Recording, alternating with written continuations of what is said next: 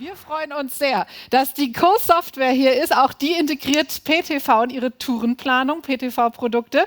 Auch du hast eine Success-Story mitgebracht. Und jetzt begrüßen wir mit einem donnernden Applaus und Musikmaestro. Hier ist Jonas Kirchen. Herzlich willkommen.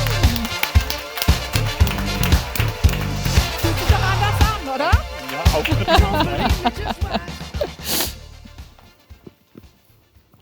Ja, herzlich willkommen auch nochmal von meiner Seite. Ich möchte Ihnen heute ein wenig über die Reise innerhalb der COS berichten, wie wir in den letzten Wochen die Optiflow-Lösung in unsere Tourenplanung integriert haben. Und zwar gab es da verschiedene Meilensteine. Zum einen die Entscheidungsfindung. Brauchen wir Optiflow in der Tourenplanung? Lohnt sich das? Das ist auch immer die Frage, die unsere Kunden uns stellen an dieser Stelle. Und ich habe tatsächlich einmal Zahlen, Daten, Fakten dabei, mit denen ich Ihnen auch zeigen kann, es lohnt sich. Kurz einmal zu mir. Mein Name, wie schon erwähnt, Jonas Kirn. Ich bin im Bereich Customer Care bei der COS tätig, jetzt seit 3 Jahren.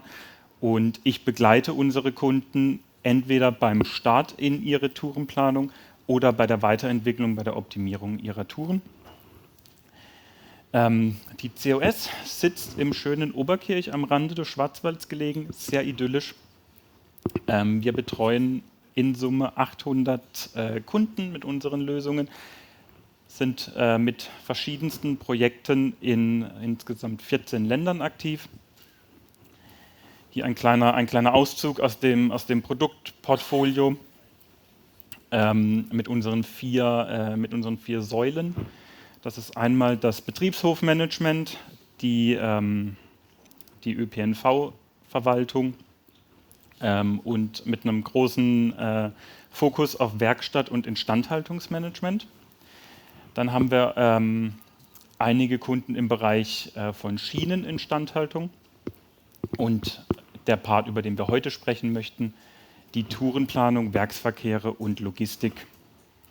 Sie sehen es am Portfolio, wir haben einen starken Fokus auf Lebensmittel. Das hat den Grund, dass Lebensmittel ganz besondere Anforderungen mit sich bringen. Wir haben es gerade schon gehört, wir haben die verschiedensten Temperaturen, wir haben verschiedene Anforderungen an Fahrzeugtypen und wir haben sehr, sehr spezielle Kundenanforderungen an der Stelle. In der Vorbereitung habe ich tatsächlich gesehen, dass die PTV und die COS eine 20 Jahre lange Partnerschaft bereits verbindet. Es wurde nämlich im Jahr 2004 das erste Mal der Map-Server in unsere Kundenergebnisrechnung integriert. Kundenergebnisrechnung, ganz klassischer Soll-Ist-Vergleich. Fahrer sollte 4 Kunden anfahren in 8 Stunden. Wie lange hat er tatsächlich gebraucht? Wo ist er lang gefahren? Und wie kann ich das dann entsprechend in meine zukünftige Planung berücksichtigen? Hier der Map-Server zum einen zur Kalkulation von Routen und zur Visualisierung von GPS-Daten. 2005 kam dann die Mauteinführung in Deutschland. Dementsprechend wurden die Daten und die Mautkalkulation in unser Modul der Maut Control übernommen. Und 2009 ging dann die erste Tourenplanung auch mit Map-Server und den eTour-Algorithmen an den Start. Das Ganze wurde dann 2013 abgelöst durch die X-Server-Heuristik. Die weiteren X-Server-Komponenten wurden 2018 in unsere Tourenplanung integriert. Und weswegen wir heute hier sind, wir haben in den letzten Wochen tatsächlich pünktlich für den heutigen Termin Optiflow auch über den PTV-Developer angebunden. Ich habe Ihnen gesagt, ich habe mal einige Zahlen dabei. Sie sehen jetzt hier einen unserer Proof of Concepts. Wir haben mit verschiedenen Kunden in verschiedenen Volumina Proof of Concepts durchgeführt, weil es war immer die Frage, lohnt sich das für mich? Muss ich umstellen? Ich habe doch schon einen X-Tour. Wir verwenden den X-Tour als On-Premise-Lösung für verschiedenste Projekte, sei es eine Nachverplanung von Restmengen, sei es eine Vorverplanung, die dann später durch die Disposition optimiert wird, oder jetzt seit einigen Jahren auch vollautomatisierte Standorte, in denen der Disponent gar nicht mehr der ursprüngliche Planer ist, der er einmal war, sondern wir haben in diesen Standorten den Disponent zum Maschinenführer der Heuristik gemacht. Er kontrolliert und er greift ein, und wenn er noch Potenziale sehen sollte, optimiert er auch nochmal nach. Dann haben wir gesagt, okay, die X-Tour, unsere Kunden sind zufrieden, die Ergebnisse sind gut. Wie viel besser kann ein Optiflow sein? Also haben wir hier ein relativ großes Datenset, das ich Ihnen jetzt einmal mitgebracht habe, mit in Summe fast 2000 beliefernden Kunden, die mit 50.000 Transporteinheiten an einem Tag in 24 Stunden ab 3 Lagerstandorten beliefert werden. Und das Ganze haben wir einmal vergleichsweise durch den X-Tour rechnen lassen und danach nochmal durch den Optiflow gejagt.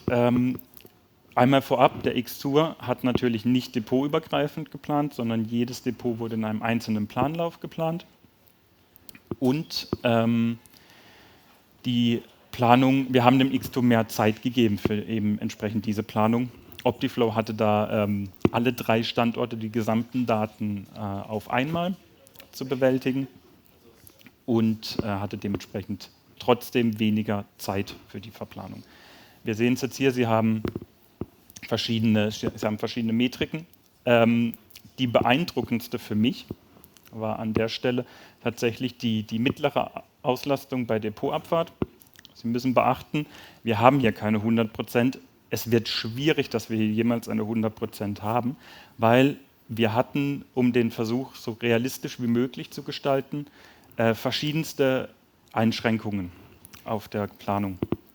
Lieferzeitfenster, Nachtanlieferungen, Taganlieferung, nachts Zeitfenster 4, 5, 6 Stunden Intervalle. Tagsüber haben Sie in der Realität auch eher Zeitfensterintervalle, die sind mal 1 Stunde lang. Vielleicht haben Sie im Best Case 3 Stunden für die Belieferung zur Verfügung. All das musste der Optiflow berücksichtigen. Wir hatten insgesamt 20 unterschiedliche Fahrzeugrestriktionen, die zu berücksichtigen waren. Fahrzeugtypen, Fahrzeuggrößen, Gewichtsklassen und Ausstattungsmerkmale. Und 3 verschiedene Auslieferbereiche nennen wir das. Bei unseren Kunden heißt es in der Regel Sortimente, wie wir gerade schon vorgestellt bekommen haben. Tiefgekühlte Ware, gekühlte Ware, ungekühlte Ware. Das bedeutet, all diese Faktoren spielen hier mit rein, weswegen es extrem schwierig ist, alle Fahrzeuge bei Depotabfahrt mit 100% vom Hof zu schicken. Aber wir haben es geschafft, im Vergleich zum X-Tour die Auslastung um insgesamt 6% zu erhöhen auf 94%. Zusammen mit den weiteren Metriken, wir haben weniger Touren benötigt, wir haben deutlich weniger Kilometer benötigt und die Kollegen waren auch über 100 Stunden kürzer unterwegs in unserer Planung.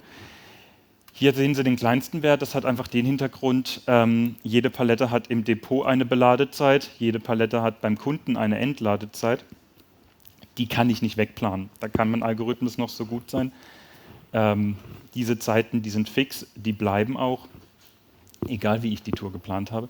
Aber all das hat dazu geführt, dass ich danach dem Kunden sagen durfte und erklären durfte, du kannst 80 LKWs verkaufen, brauchst du nicht mehr. Hat mir noch keiner geglaubt, die LKWs sind noch da, die sind noch nicht verkauft. Aber das war am Ende das Endergebnis. Durch das Zusammenspiel all dieser obendran aufgeführten Faktoren haben wir in Summe eine Fahrzeugersparnis von 11%. Die genutzten Schichten, 13,6%, stammen daher, dass sämtliche Fahrzeuge im Zweischichtbetrieb eingesetzt werden. Das bedeutet, wir haben eine Tagschicht und eine Nachtschicht. Wir konnten uns in der Tagschicht mehr Touren sparen als in der Nachtschicht, weswegen die Fahrzeuge zum Teil nachts noch weiterhin eingesetzt wurden und jetzt zum Beispiel nur noch im Einschichtbetrieb notwendig sind, wo sich dann eben auch der Kunde die Frage stellt, brauche ich dafür dann trotzdem noch mein eigenes Equipment oder kann ich das Ganze dann auch fremd vergeben an einen Spediteur, der vielleicht die Fahrzeuge auch tagsüber einsetzen kann, wenn ich sie gerade nicht mehr brauche. Das heißt, wir könnten den Fahrzeugbestand vermutlich noch weiter reduzieren. Das wollte ich aber dem Fuhrparkleiter nicht antun. Nach diesem Test oder nach diesen verschiedenen POCs haben wir uns dazu entschieden, wir möchten Optiflow direkt in der Applikation anbinden.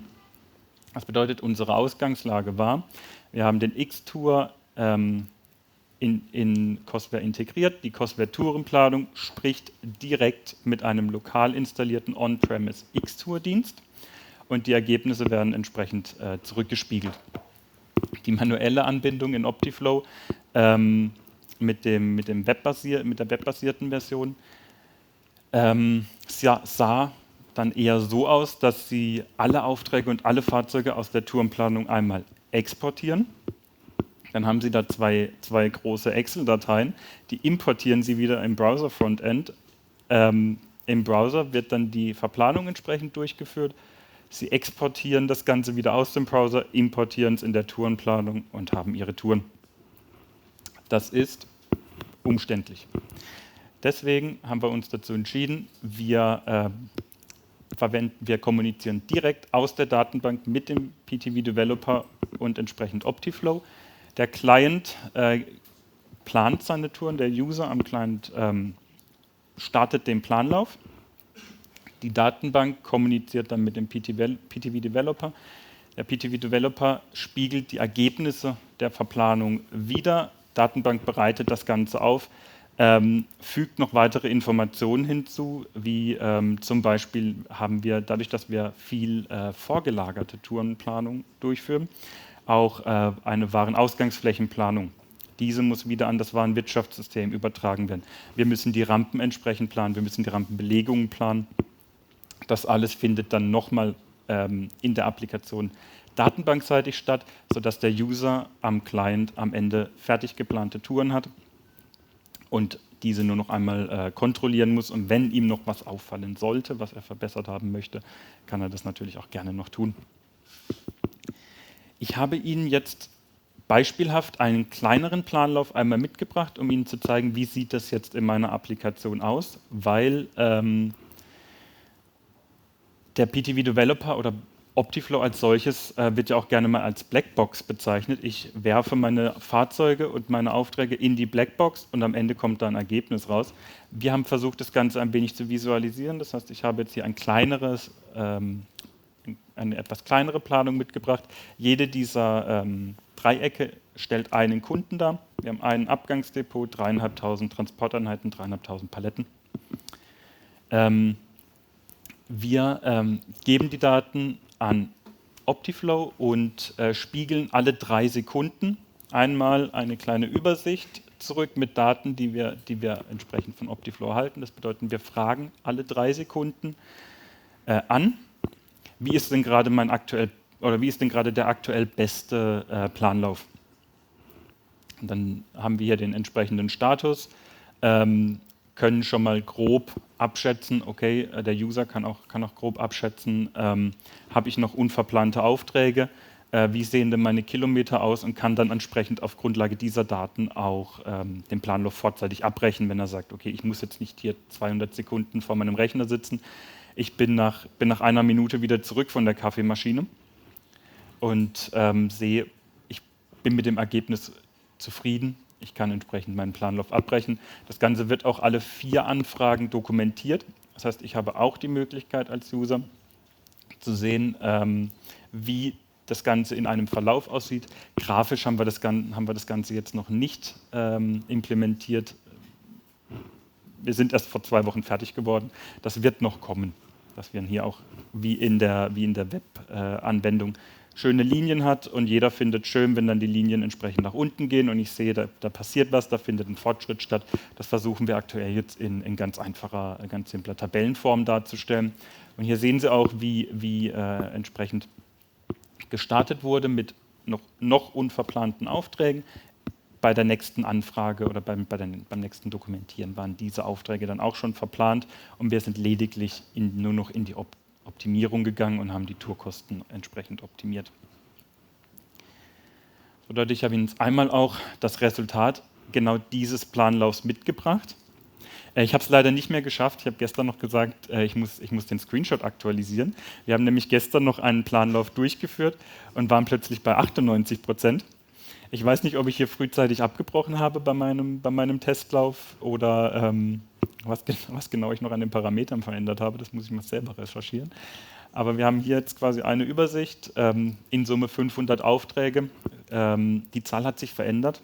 Der aufmerksame Zuhörer wird es gemerkt haben, wir sind von 442 Aufträge auf 500 Aufträge gekommen. Das liegt einfach daran, dass wir festgestellt haben, zu große Aufträge schränken die Planung ein. Wir können dementsprechend Splitregeln, aber auch Bündelregeln definieren, dass Aufträge ab einer gewissen Größe kleiner gesplittet werden, dass ich nicht mehr die großen 20 Paletten, 25 Paletten Aufträge verplane, sondern ich verplane dann kleinere 15 oder 17 Paletten Aufträge, um eben der Automatik da eine bessere Basis zu bieten, auf der sie auch Zuplanungen durchführen kann. Da haben wir relativ gute Erfahrungen mitgemacht. Dementsprechend habe ich es auch in unserem Beispiel angewandt. Sie sehen 40 Fahrzeuge unverplant. Das lag jetzt nicht daran, dass wir hier Kundendaten verwenden. Der Kunde plant das normalerweise mit 80 Fahrzeugen, sondern das sind reine Simulationsdaten. Das sind ein rein zufällig erstelltes Datenset.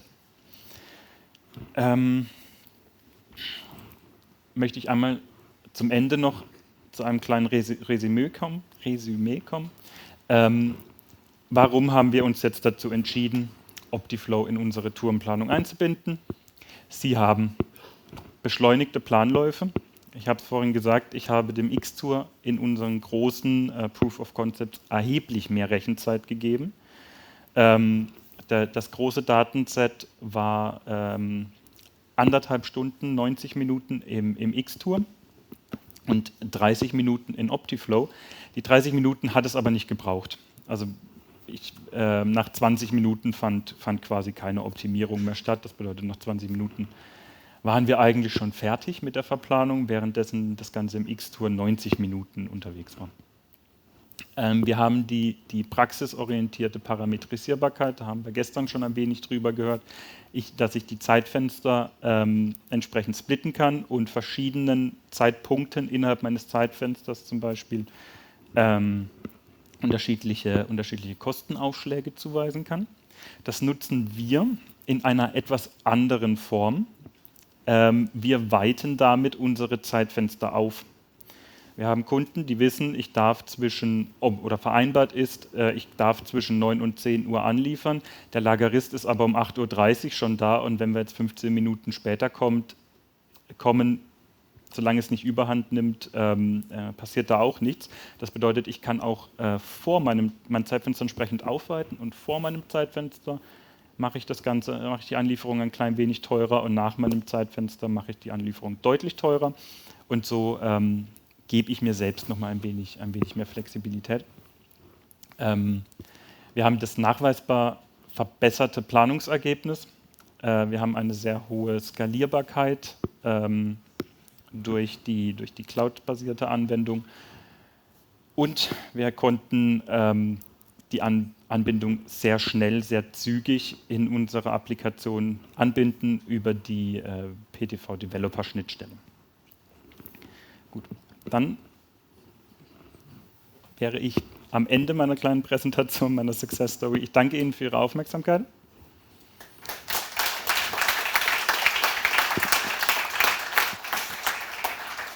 Danke, Jonas, dass du uns so detailliert durchgeführt hast durch euren Prozess und eure Optimierung, die ihr sehr genau ausgerechnet habt. Wenn ihr dazu noch Fragen habt, gibt es die direkt jetzt an Jonas noch? aus dem Plenum? Dann würden wir nämlich weitermachen, denn du hast die Zeit optimal ausgenutzt. Perfekt. Und natürlich in der Lunchpause gleich steht er auch noch zur Verfügung für weitere Gespräche. So, jetzt holen wir ein bisschen